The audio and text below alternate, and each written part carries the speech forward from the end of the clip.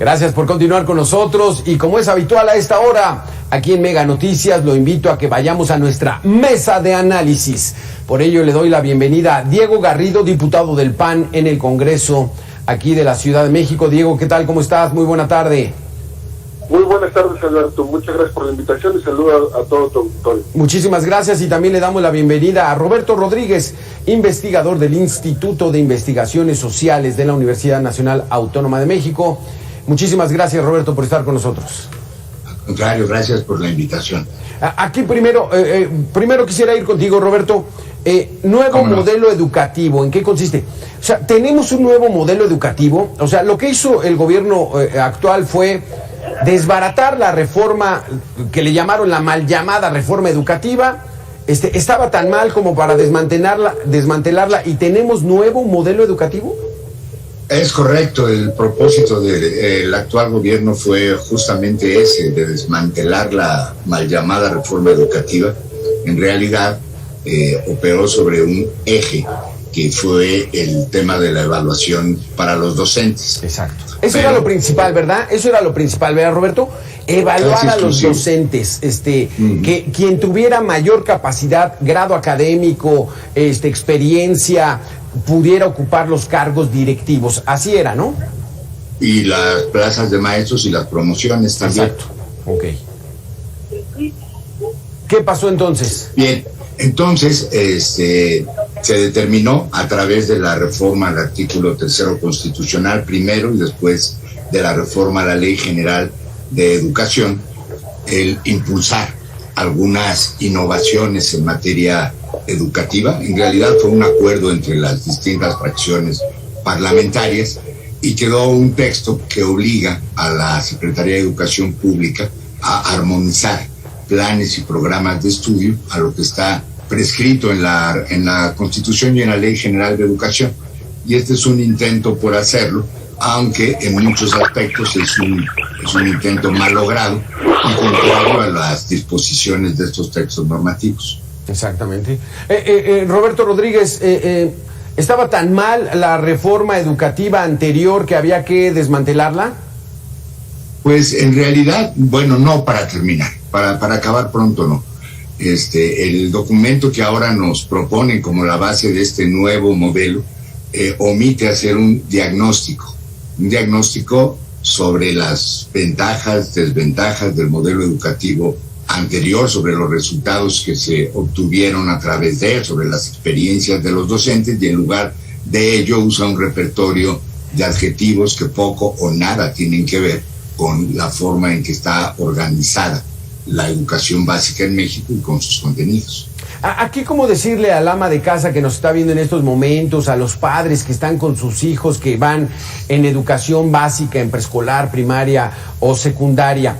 El nuevo modelo que estableció la presente administración, pues bueno, no ha estado en las condiciones ideales luego de 2 años de pandemia, pero digamos que ellos deben sentirse seguros de que sus hijos en la educación pública van a tener acceso al conocimiento, a una enseñanza de calidad. Yo espero que sí. Lamentablemente esta propuesta curricular va en una dirección contraria a ese propósito, atiende poco los retos del aprendizaje que se esperan, por ejemplo, los padres y madres de familia que quieren que sus hijos sepan más y mejor, que la educación sea de buena calidad o, como ahora se dice, de excelencia, y que se garantice que a través de ella puedan tener una vida mejor. Sí. Yo no me preocuparía demasiado porque este nuevo modelo desafía, ya decíamos, los preceptos constitucionales, pero también desafía a lo que la ley pone como casi un monopolio para la Secretaría de Educación Pública, que es fijar los planes y los programas. Diego Garrido, el desafiar a la Constitución, el cambiar los contenidos de los libros de texto, el hacer como que un borrón y cuenta nueva, híjole, ¿será la solución para la educación en nuestro país? Me parece que no, Alberto. Me parece un gran riesgo lo que está sucediendo con esta decisión del gobierno, porque parece que es otro atentado más en contra de las niñas y niños de este país. En contra porque ya desmantelaron las instancias infantiles, ya desmantelaron las escuelas de tiempo completo, los programas que había para niños talento, por ejemplo, aquí en la Ciudad de México, también eliminaron. Es un atentado más justamente contra lo que necesitamos reforzar, que es la educación para nuestros hijos y nuestras hijas. Muy preocupante que pretendan dar este borrón y cuenta nueva ante un plan que no tiene ni pies ni cabeza. Pretenden cambiar todo el modelo sin una opinión técnica de los especialistas. Y esto pareciera otra ocurrencia más, otra idiota más de la presidencia de la República, que simple y sencillamente quiere cambiar todo sin sustento alguno. Por eso nosotros desde Acción Nacional estaremos vigilantes de que si hay alguna modificación al plan de estudios o al modelo educativo, sea primero con bases científicas y escuchando a los especialistas. No podemos estar a ocurrencias de este gobierno que simple y sencillamente están afectando a los niños y niñas de nuestro país. Hemos visto que, por ejemplo, también están eliminando, desapareciendo incluso guarderías subrogadas de niños. Es decir, todo lo que significa primera infancia, educación inicial o educación básica, la están cada vez maltratando más con estas decisiones. Roberto Rodríguez, ¿en qué consiste este nuevo modelo? Para explicárselo a estos padres de familia, ¿cuál es el nuevo modelo que está impulsando el actual gobierno? Hace una nueva propuesta. Ajá. Que en realidad no tiene nada de nuevo ni de novedoso, en que plantea, ellos lo ponen así, una estructura de campos formativos en lugar de asignaturas. Okay. Hay quienes han dicho es que no es en lugar de asignaturas, pero así dice el texto, y es muy llamativo que una persona que se dedica a la filología no sepa qué quiere decir en lugar de asignaturas. Quiere decir que se desaparecen las asignaturas y quedan los campos formativos. Para un lector que no esté, digamos, inmerso en la nueva pedagogía, digamos. Y esos campos formativos pues son los mismos que existen como campos de formación en el currículum actual, solo que añaden uno que se llama de lo humano y lo comunitario, además del correspondiente a lenguajes, a pensamiento científico y a los de ética, naturaleza y sociedad. Okay. Además de esos campos formativos que supuestamente tendrían que reemplazar a las asignaturas, se propone, leo textual, transitar de grados escolares a contenidos por fases de aprendizaje. En español, transitar significa ir de un lugar a otro, y no hay que ser un filólogo para entender que eso representaría suplir los actuales grados escolares por fases de aprendizaje, pero a la hora que se enuncian las fases de aprendizaje, pues son un agrupamiento de los grados escolares actuales. Una fase primera para educación inicial, una segunda para el preescolar, y después la primaria se divide en tres, cada una de 2 años. La fase de primero y segundo, la fase de tercero y cuarto, la fase de quinto y sexto, y la fase de secundaria. En el documento que está puesto a discusión, dice que la malla curricular, que sería lo interesante, lo importante, pues está en proceso de elaboración. Entonces ni siquiera sabemos con precisión de qué se trata, cuáles serán, si es el caso, las nuevas asignaturas, y algo muy importante, cuál será el impacto sobre la carga de los profesores, la actual carga que es muy pesada en horarios restringidísimos. En la mayoría de los estados la primaria dura 4 horas al día, en algunos otros hay una 5ª hora para la autonomía escolar, y para este nuevo despliegue de saberes y conocimientos y tradiciones, etcétera, etcétera, también se proponen eliminar las escuelas de jornada completa. Entonces es realmente un desastre, tiene muy pocas condiciones de viabilidad y esa es la mayor preocupación. Tiempo desperdiciado, claro, cuando lo principal debería ser la recuperación de los aprendizajes perdidos por la pandemia. Exactamente. Entonces, este panorama, Diego Garrido, pues es desalentador, porque finalmente, cuando deberíamos estar todos volcados en recuperar el tiempo de la pandemia, que medio se ocupó, medio se aprovechó por estas clases a distancia, se les están ocurriendo estas cosas. Entonces, una fase de lo humanitario a lo comunitario, quitar las asignaturas, en fin, ¿En qué estamos, Diego? Es totalmente un desastre. Insisto en que son idiotas de la presidencia, porque efectivamente no hay horarios, no hay plan de estudios, no hay un modelo ya que nos puede decir que es exitoso en alguna otra experiencia, en algún otro país, por ejemplo, y simple y sencillamente pretenden cambiar todo sin evaluaciones para los profesores, sin las materias que están actualmente dándose, y me parece riesgoso porque pareciera que también quieren introducir cuestiones ideológicas, ¿no? Como lo han hecho con la Castilla Moral, ahora pretenden también introducir cuestiones ideológicas en los planes de estudios de los pequeños, de las pequeñas de este país, y eso pues es similar a lo que hacen los regímenes autoritarios, totalitarios y sobre todo los países socialistas, que tenemos ejemplos aquí en Latinoamérica, y eso también es riesgoso y es algo que tenemos que poner especial atención y no introducir elementos ideológicos en nuestras niñas y niños. Lamentable es que en principio debería de preocuparse el gobierno, el Estado, de darle los elementos de infraestructura básicos en las escuelas, en los kinders, en las primarias de nuestro país, en las secundarias de nuestro país, porque si tú pones a cualquiera de las escuelas públicas en la Ciudad de México o en cualquier parte del país, siempre tiene una deficiencia en la infraestructura, malos baños, malos pizarrones, malas bancas, falta de profesores.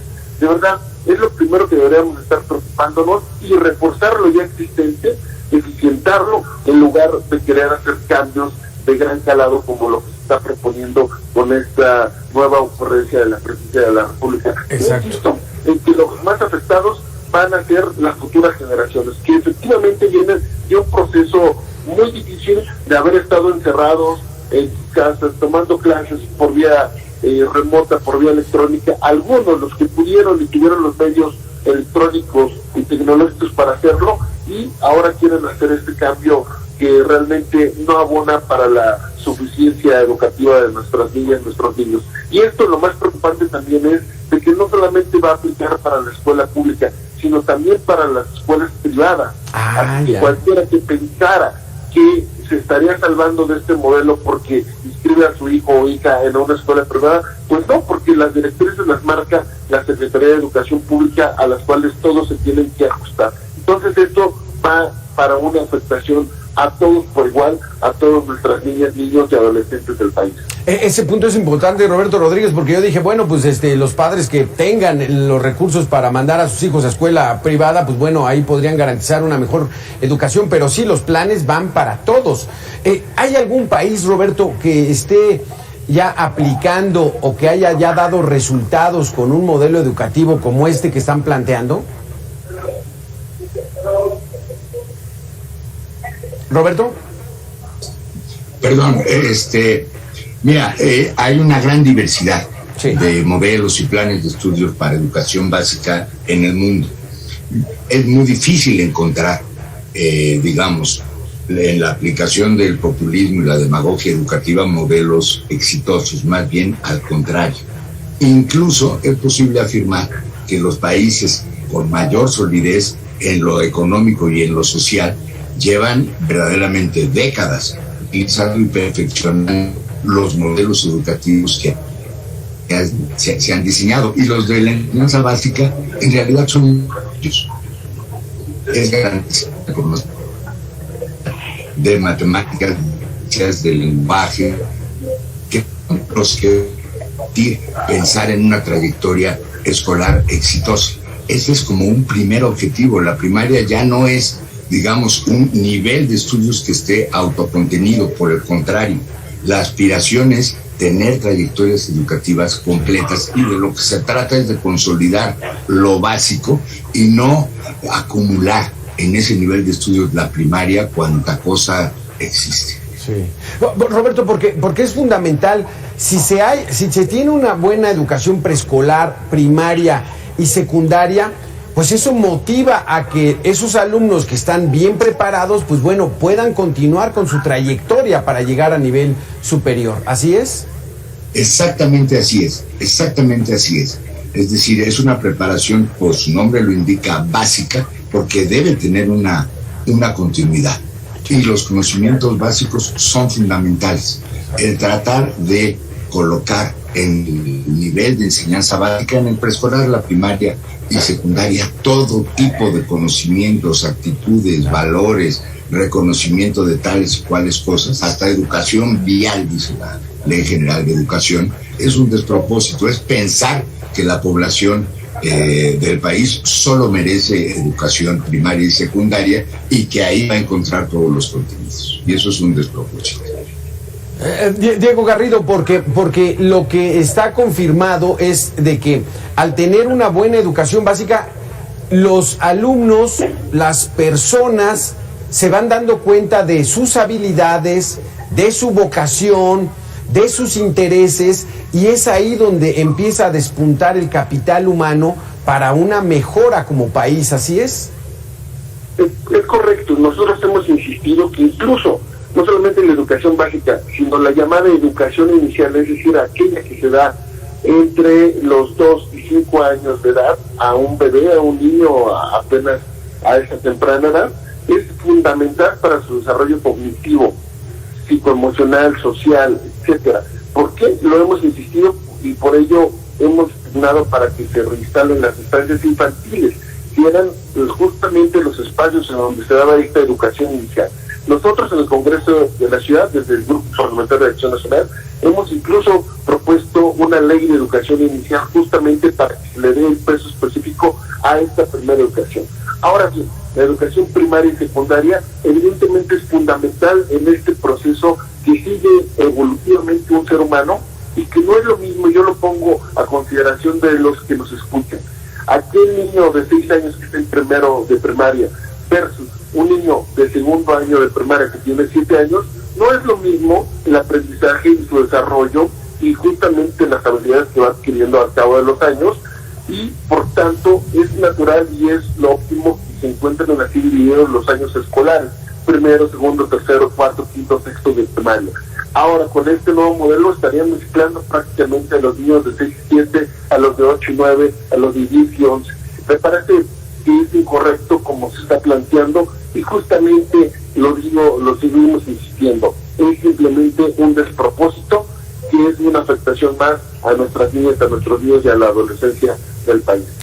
Roberto Rodríguez, porque pudiera ser hasta como de sentido común es atacar 2 puntos fundamentales, que es lo que evalúa prácticamente la prueba PISA, que ya creo que ya en México ya no se hace: comprensión de lectura y matemáticas. Eso permite que el pensamiento de los niños empiece a desarrollar otras habilidades, pero cuando estamos tan mal en comprensión de lectura y en matemáticas, pues es un reflejo de que poco pueden ir avanzando, ¿no?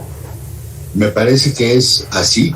Los diagnósticos que se han hecho sobre los conocimientos de matemáticas, por ejemplo, en muchachos de 15 años, que es para lo que sirve la prueba PISA, pues muestran que en el país a esa edad más de la mitad de los niños o jóvenes adolescentes que se les ha aplicado esa prueba llegan como límite a los quebrados, que es un tema de quinto de primaria.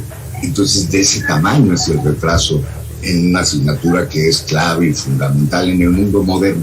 A lo mejor en comunidades de otro tipo, rurales, aisladas, etcétera, pueda no tener esa importancia, pero es el boleto para la modernidad, es el boleto en muchos sentidos para el progreso, y el progreso es el boleto para el bienestar. No se pueden, digamos, quitar eslabones de esa cadena a menos que el bienestar descanse en la dádiva del Estado y no en las oportunidades de ocupación, de desarrollo, de desempeño, etcétera. Eso es muy preocupante. Y toda esta retórica de que las personas no deben ser competitivas, no deben aspirar a nada, que la movilidad social es un mito, etcétera, pues tampoco nos da un perfil que sea deseable para las aspiraciones de la sociedad.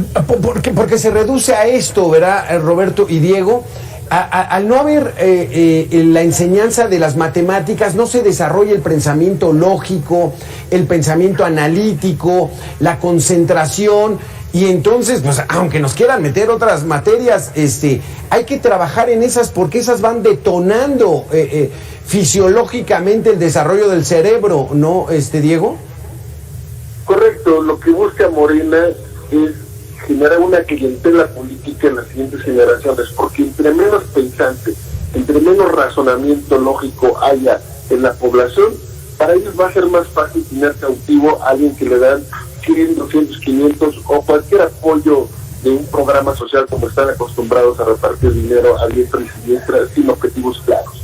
Entonces lo que está buscando Morena es justamente más gente no pensante, más zombies en México, para el efecto de que no haya un despertar ciudadano. La gente educada, la gente preparada, la gente que investiga, justamente es la que genera los cambios democráticos en los países. Y así lo vemos en cualquier latitud del mundo, en donde entre más educación se genera más democracia. Aquí Morena lo que quiere es tener menos gente preparada.